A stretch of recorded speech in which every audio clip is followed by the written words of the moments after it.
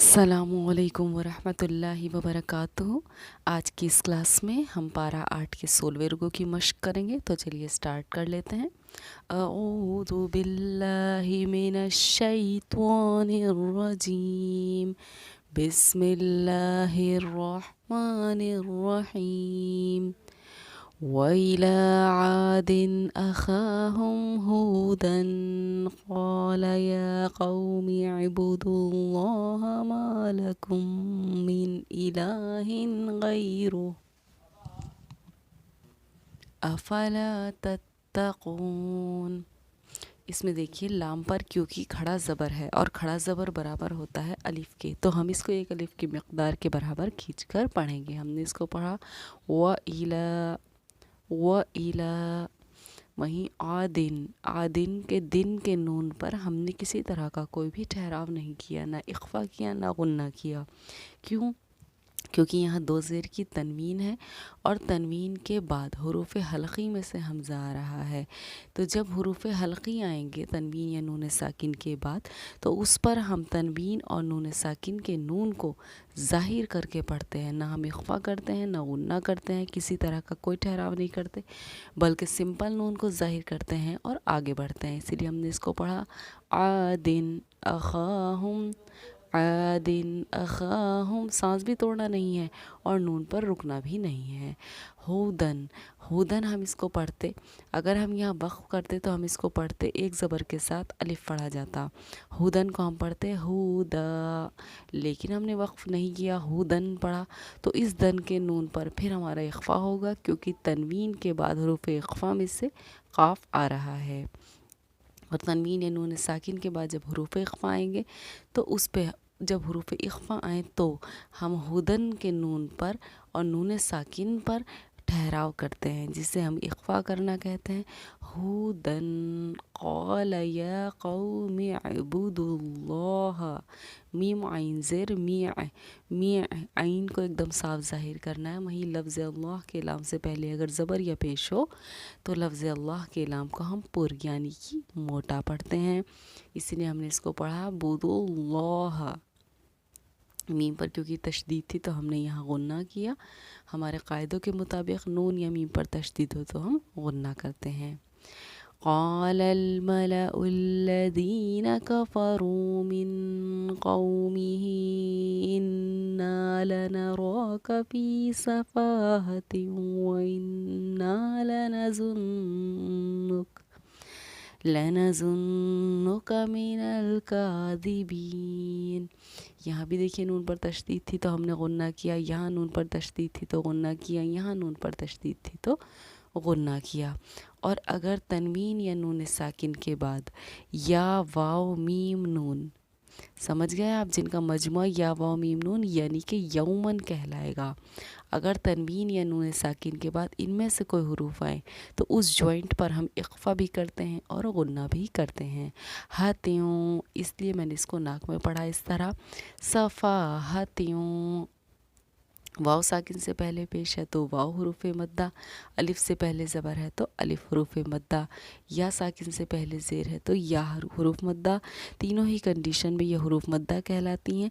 यहाँ रू खिंचेगा, यहाँ ना खिंचेगा, तो यहाँ बी खिंचेगा और हम इसको पढ़ेंगे मिनल काज़िबीन।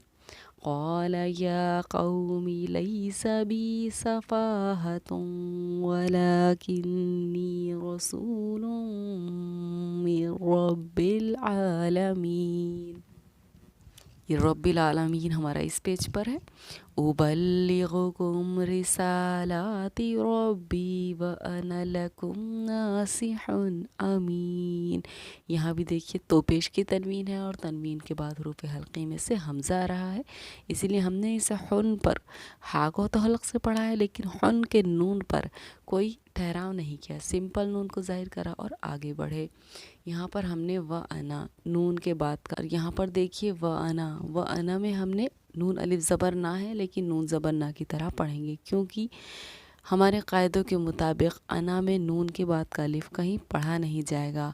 اگر ہم نورانی قاعدے میں دیکھیں گے تو رسم الخط یعنی لکھنے کا طریقہ جو ہمارا قاعدہ ہے اس میں یہ بات لکھی ہوئی ہے، انا کو انا کی طرح پڑھیں گے، یعنی حروف مدہ کو حرکت کی طرح پڑھیں گے، اسی لیے ہم نے اس کو کھینچا نہیں ہے، سمپل پڑھا ہے وَأَنَا۔ أَوَعَجِبْتُمْ أَن جَاءَكُمْ ذِكْرٌ مِّن رَّبِّكُمْ عَلَىٰ رَجُلٍ مِّنكُمْ لِيُنذِرَكُمْ وَاذْكُرُوا إِذْ جَعَلَكُمْ خُلَفَاءَ مِن بَعْدِ قَوْمِ نُوحٍ وَزَادَكُمْ فِي الْخَلْقِ بَسْطَةً۔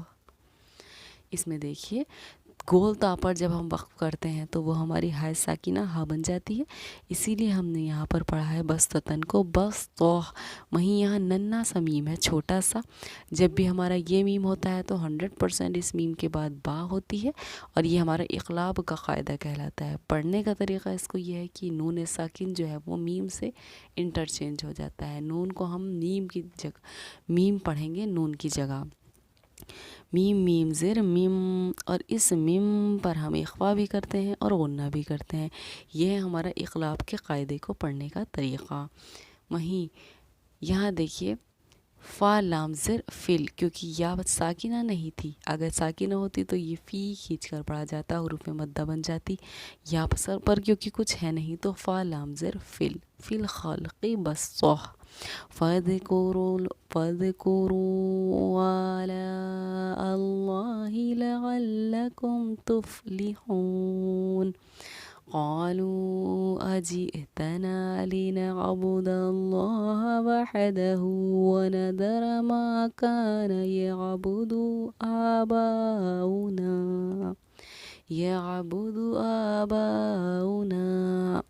یہاں حروف مدہ ہے اور حروف مدہ کے بعد حمزہ بھی اسی کلمے یعنی اسی الفاظ میں ہے جس میں حروف مدہ ہے۔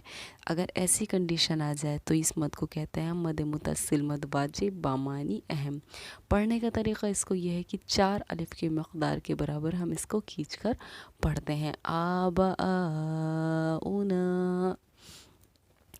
وہیں اس کو لفظ اللہ کے لام سے پہلے کیونکہ زبر آ رہا ہے، لفظ اللہ کے لام سے پہلے زبر یا پیش ہو تو لفظ اللہ کے لام کو ہم پر یعنی کہ موٹا پڑھتے ہیں۔ سیم یہاں بھی یہی کنڈیشن ہے ہماری، اعلی اللہ لنعبد اللہ۔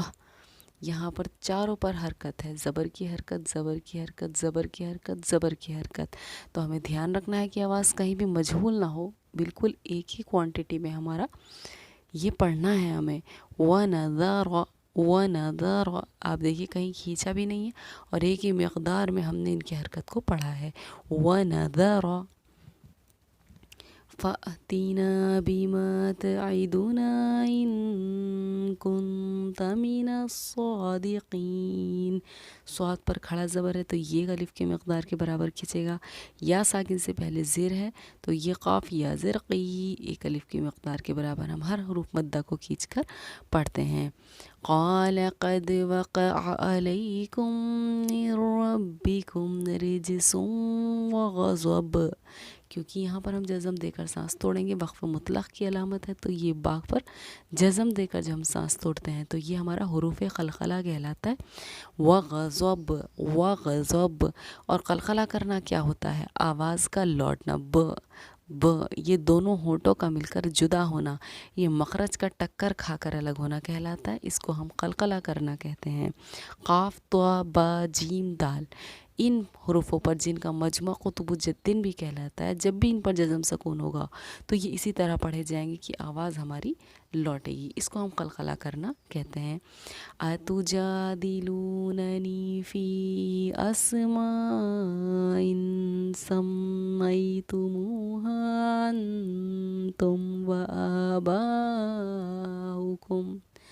وَآبَاؤُكُمْ مَا نَزَّلَ اللَّهُ بِهَا مِن سُلْطَانٍ